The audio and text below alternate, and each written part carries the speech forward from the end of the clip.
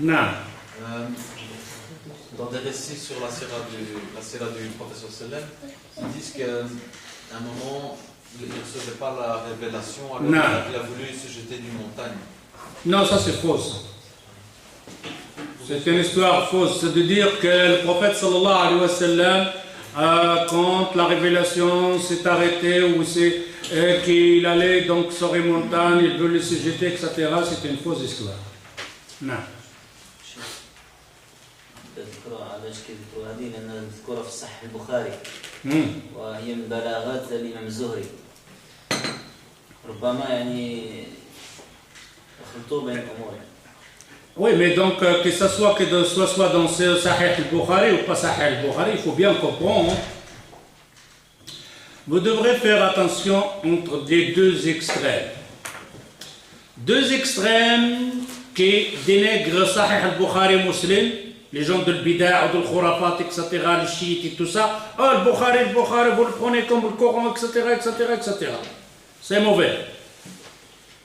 L'autre extrême, de mettre le Bukhari au niveau du Coran. Et ça, c'est une erreur fatale. Le Bukhari, c'est un imam, il se trompe, etc., et tout ça, il peut oublier quelque chose et tout ça. Au Sahih al-Muslim, la même chose. Ok, il peut échapper quelque chose. Et dans Sahih al-Bukhari, il y a des hadiths avec sanad, avec la chaîne de transmission, mais il y a des hadiths mu'allaqa. Et dans ces hadiths mu'allaqa, ils peuvent être authentiques et ne pas authentiques. Sahih Muslim, dans Sahih Muslim, quand tu regardes par exemple, parmi les 7000 ou les 70 000 qui rentrent en paradis sans jugement ou quoi que ce soit, parmi la yarqun wa la yustarqun. La yarqun dans Sahih Muslim. Mais cette riwaya elle est shadda, la yarqun da'ifa. Et pourtant elle est dans Sahih Muslim.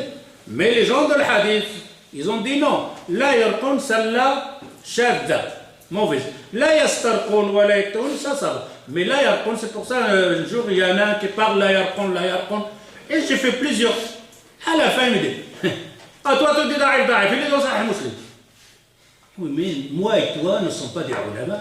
Quand tu lis dans Sahih Muslim, va lire les ulama. L'explication, ne lis pas le hadith tout seul et tu es là. C'est pour ça qu'on a dit toujours dans Sahih Muslim, tu as un hadith, tu l'as compris, ne parle pas, tais-toi. Regarde le Sahih. Regarde ce qu'il dit Ibn Hajar al-Asqalani. Regarde ce qu'il dit Nawawi. Regarde ce qu'ils ont dit les ulama. Dépose ce hadith dans un autre contexte. Qu'est-ce qu'il est l'ulama? Après tu parles, les ulama, ils ont dit ce hadith, etc., etc. Papa, il est clair, je le vois, Sahih Muslim. Et tu commences à faire des règles là-dessus. Et cette personne, elle a continué pendant un bon moment. Là, yarqoun, c'est-à-dire ils ne font pas ruqya, ils font pas ruqya. Mais tu es fou de dire ça. C'est pour ça que les ulama, ils disent ça ne tient pas parce que le prophète, il a fait ruqya, les compagnons ont fait ruqya. La yastarqoun, ils ne demandent pas la ruqya, d'accord. Alors, on dit que ce hadith, même il est dans Sahih Muslim ou Sahih al-Bukhari, le riwaya n'est pas juste. Non. Donc, on peut dire, et on est entre parenthèses, que avec les traductions qui sont de Sahih Bukhari et Muslim, en français ou anglais ou toutes les langues, ça aide à faire un peu plus de fitna. Ben oui, parce que à ce moment-là, ça aide pour faire fitna, ça dépend. Si quelqu'un cherche la vérité, sûr et certain qu'il va trouver des divergences. Sûr et certain qu'il va trouver dans les divergences. Est-ce que quelqu'un qui va lire ce hadith en anglais ou sans regarder l'explication de regarder à ce moment-là, c'est catastrophe. Il peut le lire avec toute personne qui n'est pas savant et qu'on appelle savant, c'est quoi? Quelqu'un qui connaît la langue arabe, une. Quelqu'un qui connaît le Coran, deux. Quelqu'un qui connaît le Nasikh wal Mansoukh. Si tu n'as pas ces matériels-là, ne jamais dire de toi-même ce que tu peux tirer de ce hadith. Jamais, jamais, jamais, jamais, jamais. Toi, tu dois retourner. Même si tu es académicien de la langue arabe. Mais tu n'as pas ces bases, tu n'as pas le Coran complet. Tu ne connais pas le Nasikh ou le Mansoukh, tu n'as pas la langue arabe, tu ne connais pas une majorité des hadiths du prophète sallallahu alayhi wa sallam. Toi, tu n'es pas les wa'il. Tu n'as pas le droit de faire des fatwas. Tu as le droit de transmettre les fatwas des ulama.